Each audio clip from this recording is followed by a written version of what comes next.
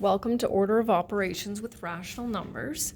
This is very similar to what we did in the last unit, except instead of integers, of course, we're dealing with fractions. So same instructions as last time. Indicate the name of the operation you must perform first. Show at least 2 steps, last time it was 1, that demonstrate understanding, and leave final answers in simplified, proper, or improper form. So we have 2 operations in the first one.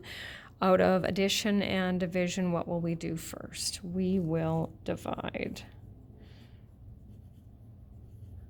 So we have to make sure to divide first.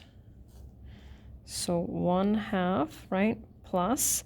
Now, we've already dealt with those types of fractions. What happens when we have a negative divided by a negative? Well, we know that's a positive, so we can right away do that.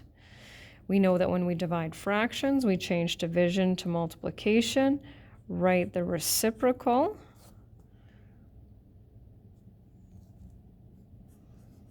And when it comes to multiplication, we multiply numerators, multiply denominators. Now we're left with adding.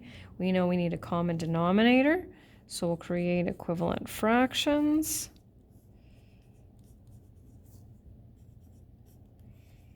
Plus -8/6. And what's 3 plus -8?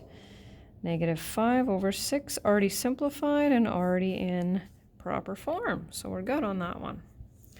There's just one more over here. A little bit more complicated, right? Out of subtraction, brackets, or division, what do we do first? We always do brackets if that's possible, and it is. So it means that we're going to have to add what's in the brackets first. So when we're showing our steps, here's what we can do. So we know we're going to have to convert mixed to improper. So right away, we can go to this step where we do that, right? We bring down what we haven't dealt with yet.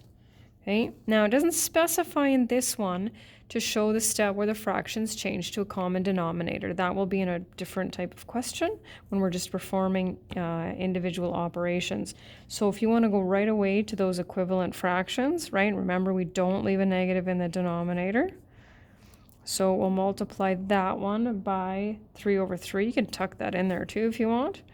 And 2/2, right, divided by -3. So now we're going to subtract a -5/6 and divide it by -3. Now, it doesn't matter to me if you get to this point and you recognize that you're subtracting a negative and change it to this right away. Absolutely nothing wrong with that. What will we do next? We'll divide. So -5/2 plus 5/6 times -1/3.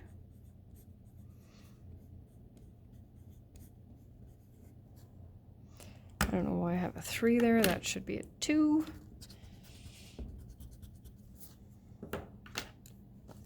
That's better. Lowest common denominator, right? So I'm putting this in just because I want to, not because the instructions tell me to do so. Plus -5/18.